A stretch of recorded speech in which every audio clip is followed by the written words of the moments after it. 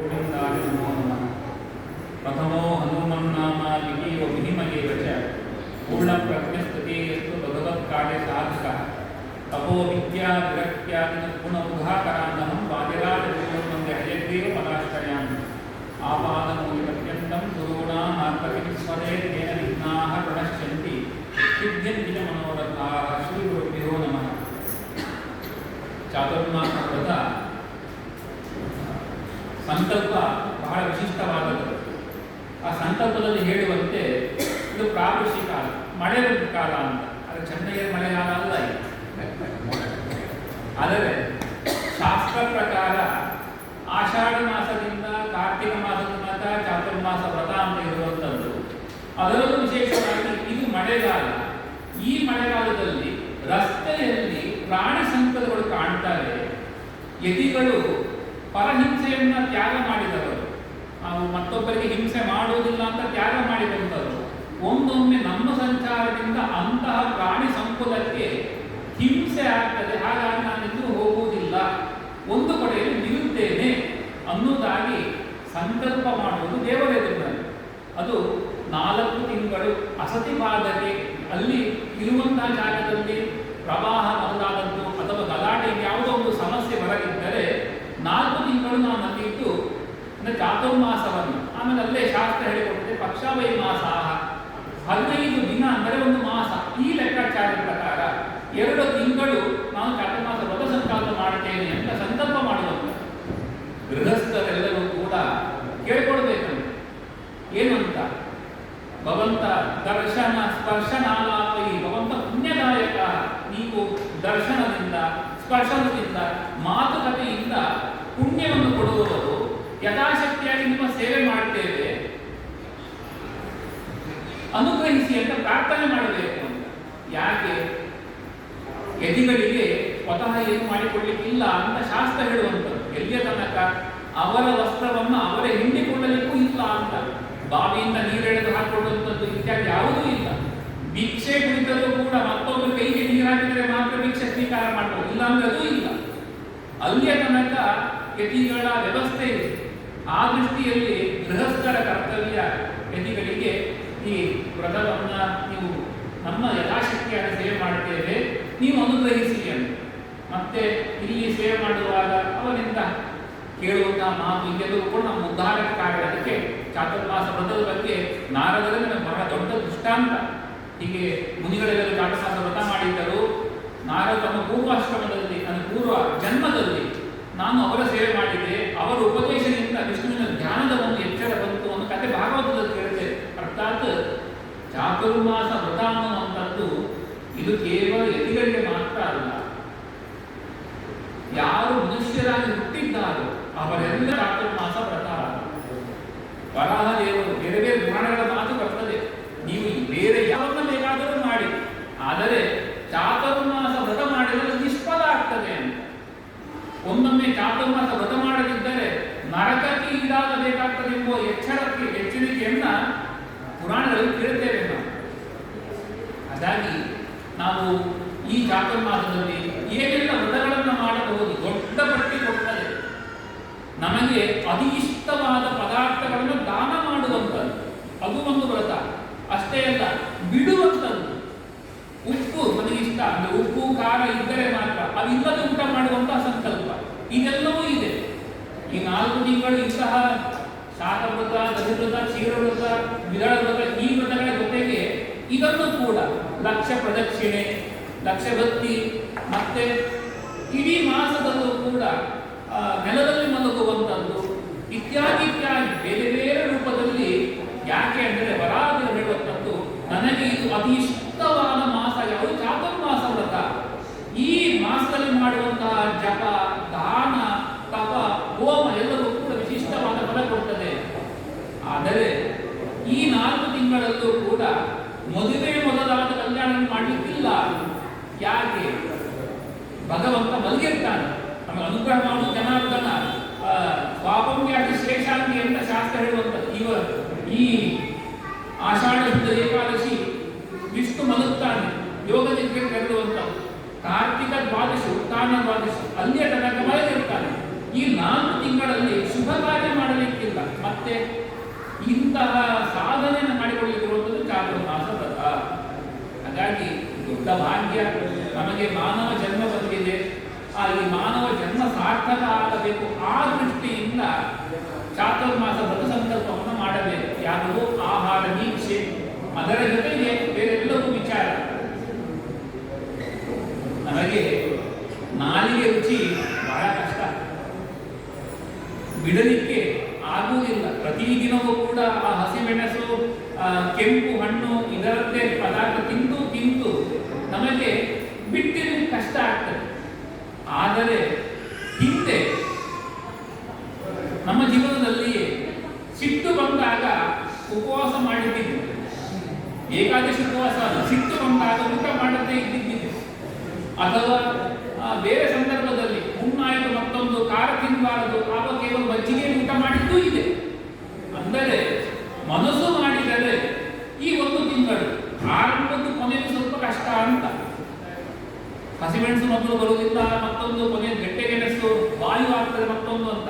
ಆದರೆ ಒಂದು ಹೊತ್ತಾದರೂ, ದಿನದಲ್ಲಿ ಒಂದು ಹೊತ್ತಾದರೂ ಮಜ್ಜಿಗೆ ಅನ್ನವನ್ನು ಸ್ವೀಕಾರ ಮಾಡುವ ಮೂಲಕ ವ್ರತವನ್ನು ಮಾಡಬಹುದು ಮನಸ್ಸಿದ್ದರೆ. ಹಿಂದೆ ಶಾಸ್ತ್ರಿಗಳು ಯುದ್ಧದ ಸಂದರ್ಭದಲ್ಲಿ ಒಂದು ಎಲ್ಲರಿಗೂ ಘೋಷಣೆ ಮಾಡಿದರು, ಒಂದು ಹೊತ್ತಿನ ಊಟವನ್ನು ಬಿಡಿ ಅಂತ. ಆ ಕಾಲದಲ್ಲಿ 60ರ ದಶಕದಲ್ಲಿ ಯುದ್ಧ, ಭಾರತ ಚೀನಾ ಯುದ್ಧ ಸಂದರ್ಭದಲ್ಲಿ ಇರಬೇಕು. ಒಟ್ಟಿನಲ್ಲಿ ಒಂದು ಘೋಷಣೆ ಮಾಡಿದ್ರು, ನೀವೆಲ್ಲರೂ ಕೂಡ ಒಂದು ಹೊತ್ತಿನ ಊಟ ಬಿಡಿ ಅಂತ. ಅವರು ಬಿಟ್ಟದ್ದು ಕೇಳಿ, ಅವರು ಹೇಳಿದ್ದು ಕೇಳಿ ಒಂದಷ್ಟು ಜನ ಅದನ್ನು ಮಾಡಿದ್ದು ಇದೆ.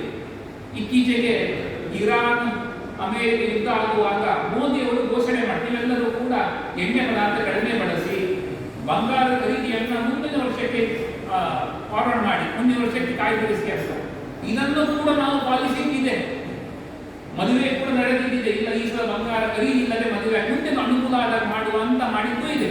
ಅರ್ಥಾತ್ ಲೌಕಿಕ ವ್ಯಕ್ತಿಗಳು ಹೇಳಿದ್ದನ್ನು ಪಾಲನೆ ಮಾಡುವ ನಾವು ನಮ್ಮ ಉದ್ಧಾರಕ್ಕೆ, ಮೋಕ್ಷಕ್ಕೆ ಕಾರಣ ಆಗುವಂತಹ ಇಂತಹ ವೇದವ್ಯಾಸರು ಕೊಟ್ಟಂತಹ ಮಾತುಗಳು, ಶ್ರೀಮದ್ ಆಚಾರ್ಯ ಹೇಳಿದ ಮಾತುಗಳು, ಚಾತುರ್ಮಾಸ ವ್ರತವನ್ನು ನಾನು ಮಾಡಬೇಕು, ಆ ದೀಕ್ಷೆ ನನಗೆ ಬರಬೇಕು. ಆ ನಾಲಿಗೆ ಇರುವುದಿಷ್ಟೇ ಉದ್ದ, ಇಡೀ ದೇಹದಲ್ಲಿ ಇರುವುದಿಷ್ಟೇ ಉದ್ದ. ಆ ನಾಲಿಗೆ ನಮ್ಮನ್ನು ಎಷ್ಟು ಆಡಿಸ್ತದೆ. ಆ ನಾಲಿಗೆಯ ನಿಯಂತ್ರಣ ಒಂದು ಸ್ವಲ್ಪವಾದರೂ ನಾವು ಸಾಧಿಸಲಿದ್ದಾರೆ, ಅದು ಮಾತಿನ ಮೂಲಕ ಇರಬಹುದು ಅಥವಾ ರುಚಿ ಸ್ವೀಕಾರ ಮಾಡುವ ಮೂಲಕ ಇರಬಹುದು. ಇದರಲ್ಲಿ ಈ ಚಾತುರ್ಮಾಸ ವ್ರತ ನಮ್ಮ ಉದ್ಧಾರಕ್ಕೆ ಇರುವಂಥದ್ದು ಎಂಬುವ ಚಿಂತನೆ ಬಂದರೆ ಖಂಡಿತವಾಗಿ 30 ದಿನ ಅಲ್ಲದಿದ್ದರೂ ಪರ್ವದಿನಗಳಲ್ಲಾದರೂ, ದಶಮಿ, ದ್ವಾದಶಿ, ಅಮಾವಾಸ್ಯೆ, ಹುಣ್ಣಿಮೆ, ಸಂಕ್ರಮಣ ಈ ದಿನಗಳಲ್ಲಾದರೂ ಕೂಡ ಪ್ರಯತ್ನ ಪಟ್ಟು ಮಾಡಿದರೆ, ಈ ಸಲ ಆರಂಭ ಮಾಡ್ತೇವೆ, ಇಷ್ಟು ದಿನ ಆದರೂ ಮಾಡ್ತೇನೆ ಸ್ವಾಮಿ, ಮುಂದಿನ ವರ್ಷ ಇನ್ನಷ್ಟು ಜಾಸ್ತಿ ಮಾಡಿದ್ದು ನೀನೆ ಅನುಭವಿಸುವ ಪ್ರಾರ್ಥನೆಯನ್ನು ನಾವು ಮಾಡಬೇಕು. ಇದು ಆಷಾಢ ಶುದ್ಧ ಹುಣ್ಣಿಮೆ, ಅದು ಗುರು ಪೂರ್ಣಿಮಾ, ವ್ಯಾಸ ಪೂರ್ಣಿಮಾ ಅಂತ ಹೇಳುವಂಥದ್ದು. ಅಂದರೆ ವೇದವ್ಯಾಸರ ಅವತಾರದ ದಿನ ಅನ್ನೋದು ಕೂಡ ಒಂದು ಮಾತಿದೆ. ಒಟ್ಟಿನಲ್ಲಿ ಗುರುಗಳ ಸ್ಥಾನ ಬಹಳ ದೊಡ್ಡದು. ನಮ್ಮ ಅಜ್ಞಾನವನ್ನು ದೂರ ಮಾಡಿ ಸುಜ್ಞಾನದ ಪದವನ್ನು ತೋರಿಸುವಂಥದ್ದು ಗುರುಗಳು. ಆ ಸಂಶಯ ಚಿಕ್ಕದು ಎಂಬುದಾಗಿ ಶ್ರೀಮದ್ ಆಚಾರ್ಯರು ಲಕ್ಷಣ. ತಾವು ಹೇಳುವ ವಿಚಾರದಲ್ಲಿ ತನಗೆ ಸಂಶಯ ಇರಬಾರದು, ಮತ್ತೆ ಮತ್ತೊಬ್ಬರಿಗೆ ಬರುವಂತಹ ಸಂಶಯವನ್ನು ದೂರ ಮಾಡುವಂಥವರು ಗುರುಗಳು, ಆಚಾರ್ಯರು ಅಂತ ಶ್ರೀಮದ್ ಆಚಾರ್ಯ ಲಕ್ಷಣ ಹೇಳುತ್ತಾರೆ. ಲೌಕಿಕ ವಿಚಾರದಲ್ಲಿ ಕೆಲವೊಮ್ಮೆ ಏನಾಗ್ತದೆ, ನಮ್ಮ ವಿಚಾರ ಗೊತ್ತಿರ್ತದೆ, ಆದರೆ ಹೇಳಲಿಕ್ಕೆ ಬರುವುದಿಲ್ಲ. ಇನ್ನು ಕೆಲವೊಮ್ಮೆ ಮತ್ತೊಬ್ಬರು ಪ್ರಶ್ನೆ ಮಾಡಿದ್ರೆ ಅವರಿಗೆ ಸಮಾಧಾನ ಗೊತ್ತಿದೆ, ಹೇಳಲಿಕ್ಕೆ ಬರುವುದಿಲ್ಲ. ಹಾಗಾಗಿ ಇವರೆಲ್ಲ ಗೊತ್ತಿಲ್ಲ. ಆದರೆ ಯಾವುದೇ ಒಂದು ಸಣ್ಣ ವಿಚಾರವನ್ನು ಒಬ್ಬರಿಂದ ತಿಳಿದರೂ ಕೂಡ ಅವರೇ ಗುರುಗಳೇ. ನಮ್ಮ ಭಾಗವತದಲ್ಲಿ ನೋಡ್ತೇವೆ, ಪ್ರಗತಿ ಪಾಠ 24, ಅವಧೂತ ಹೇಳುವಂಥ 24 ಗುರುಗಳು. ಇಂಥವನ್ನು ನೋಡಿದ್ರು ಕಲಿತೆ, ಇಂಥ ಸೂರ್ಯನನ್ನು ನೋಡಿ ಕಲಿತೆ, ಚಂದ್ರನ ನೋಡಿ ಕಲಿತೆ. ಒಂದು ಹುಡು ಆ ಮಿಣತೆಯನ್ನು ದೀಪಕ್ಕೆ ಬಂದು ಸಾಯುವಂತ ಹುಡುವನ್ನು ನೋಡಿ ನಾನು ಕಲಿತೆ ಅಂತ. ಹಾಗೆ ಕಲಿಯುವುದು ಅದು ಎಲ್ಲ ಕಡೆ ಇದೆ. ನಾವು ಏನು ಕಲಿತೇವೆ, ಆದರೂ ಕೂಡ ಆಧ್ಯಾತ್ಮಿಕ ವಿದ್ಯೆ ನಮಗೆ ಯಾರು ಬೋಧಿಸುತ್ತಾರೋ, ಅದು ಸಣ್ಣ ಪಾಠವೇ ಇರಲಿ, ದೊಡ್ಡ ಪಾಠವೇ ಇರಲಿ, ಅವರೆಲ್ಲರೂ ಗುರುಗಳೇ. ಆದರೆ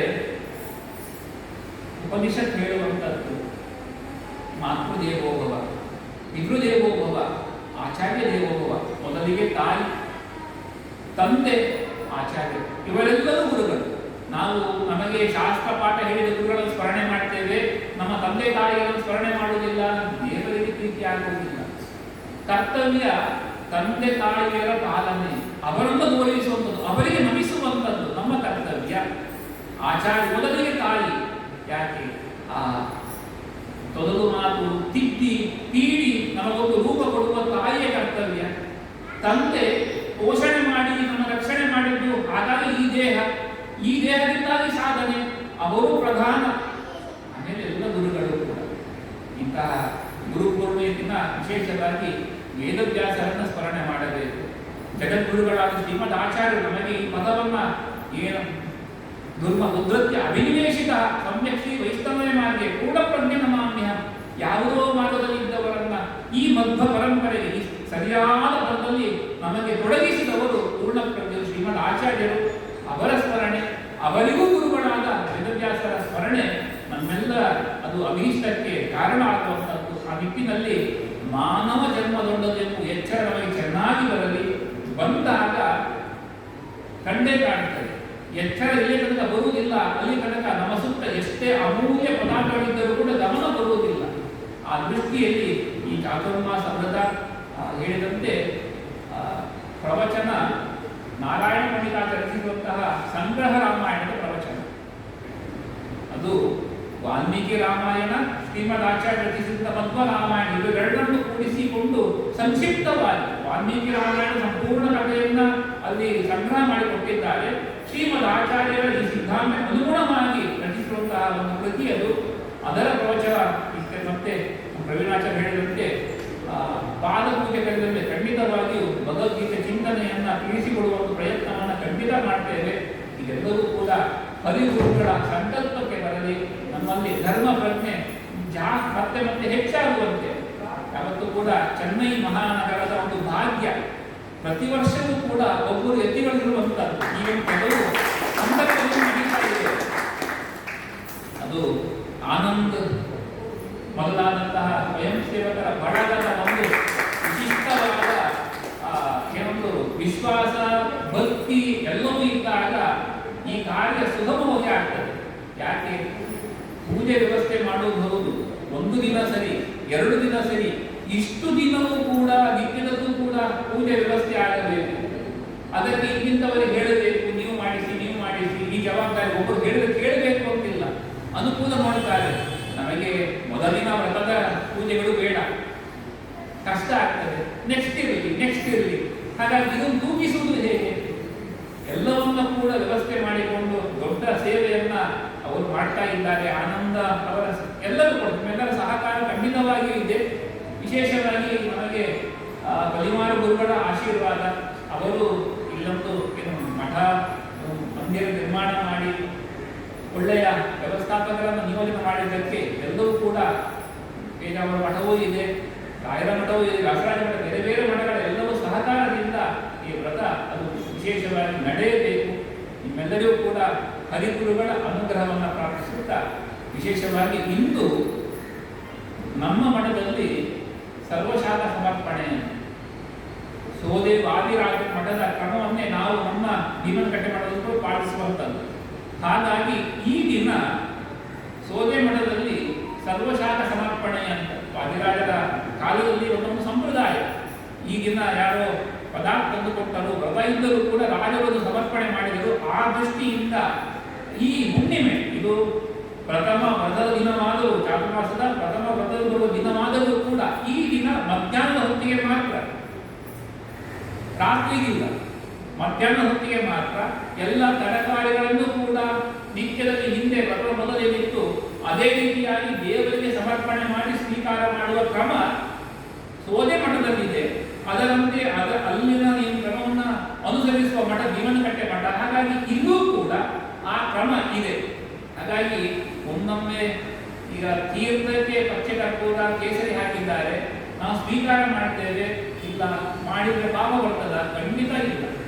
ರಾಮದೇವರ ಗುಣಿಗಾರ ನಡೆದಂತ ಪೂಜೆ ಇದು. ಹಾಗಾಗಿ ಇಲ್ಲಿ ಸ್ವೀಕಾರ ಮಾಡುವ ತೀರ್ಥ ಕೂಡ ದೋಷಕ್ಕೆ ಕಾರಣ ಖಂಡಿತ ಆಗುವುದಿಲ್ಲ. ಅಂದ್ರೆ ಮನಸ್ಸಿನಲ್ಲಿ ಸಂಶಯ ಬರುವುದು ಬೇಡ ಅಂತ ಮೊದಲಿಗೆ ಹೇಳ್ತಾ ಇದ್ದೇವೆ. ಆದರೆ ಸ್ವೀಕಾರ ಮಾಡಿದ್ವಿ, ಏನಪ್ಪ ಇದು ವ್ರತದಲ್ಲೂ ಕೂಡ ಹೀಗೆ ಮಾಡ್ತಾರಾ ಇಲ್ಲ. ನಾವು ಎಲ್ಲಿ ದೊಡ್ಡಲ್ಲಿ ಒಂದು ದೊಡ್ಡ ಸನ್ಮಾನಕ್ಕೆ ಹೋದಾಗ ಅಲ್ಲಿ ನಡೆಯುವ ಕ್ರಮಕ್ಕೆ ಗೌರವ ಕೊಡಬೇಕು ಅಂತ ಆ ದೃಷ್ಟಿಯಿಂದ ಇಲ್ಲ. ವ್ರತದಲ್ಲಿಯೂ ಕೂಡ ಪ್ರತ್ಯೇಕ ಮಾಡಿಸಿದ್ದಾರೆ ವ್ಯವಸ್ಥೆ, ಅದು ಪ್ರತ್ಯೇಕ ಇದೆ. ಹಾಗಾಗಿ ನಿಮಗೆ ಸಂತೋಷ ಇರುತ್ತೆ. ಆದರೆ ತೀರ್ಥ ಅನ್ನುವಂಥದ್ದು ಒಂದು ಸ್ಪಷ್ಟವಾಗಿ ಪಚ್ಚೆ ಕರ್ಪೂರ ಹಾಕಿರುವಂತಹ ತೀರ್ಥವೇ ಆಗಿರುವುದರಿಂದ ಮನಸ್ಸಿನಲ್ಲಿ ಗೊಂದಲ ಬೇಡ. ನಾನು ಪಾಪ ಮಾಡಿದ ಹಾಗಿಲ್ಲ. ಇದು ಅರ್ಥಮಾಸ ವ್ರತದ ಬಗ್ಗೆ ಹೇಳುವಾಗ ಒಂದೊಮ್ಮೆ ನಾಲಿಗೆ ರುಚಿಯಿಂದ ಆಹಾರ ಸ್ವೀಕಾರ ಮಾಡಿದರೆ ಇಂತಿಂತ ವ್ರತದಿಂದ ದೋಷ ಅಂತ ಹೇಳುವಾಗ ಬದಿ ವ್ರತದಲ್ಲಿ ಅದು ಗೋಮಾಂಸವನ್ನು ತಿಂದ ಹಾಗೆ ಅನ್ನಂತ ಒಂದೊಂದು ಇದು ಮಾಡಬಾರದು, ಮಾಡಿದರೆ ಇಂತಹ ಪಾಪ ಅನ್ನೋದೆಲ್ಲ ಹೇಳುವ ಮೂಲಕ ವ್ರತವನ್ನ ಪ್ರತಿಯೊಬ್ಬರು ಮಾಡಬೇಕು ಅನ್ನೋದನ್ನ ಅಷ್ಟು ಕಠಿಣವಾಗಿ ಹೇಳ್ತಾ ಇದ್ದಾರೆ. ಯಾಕೆ? ಮಾನವ ಜನ್ಮ.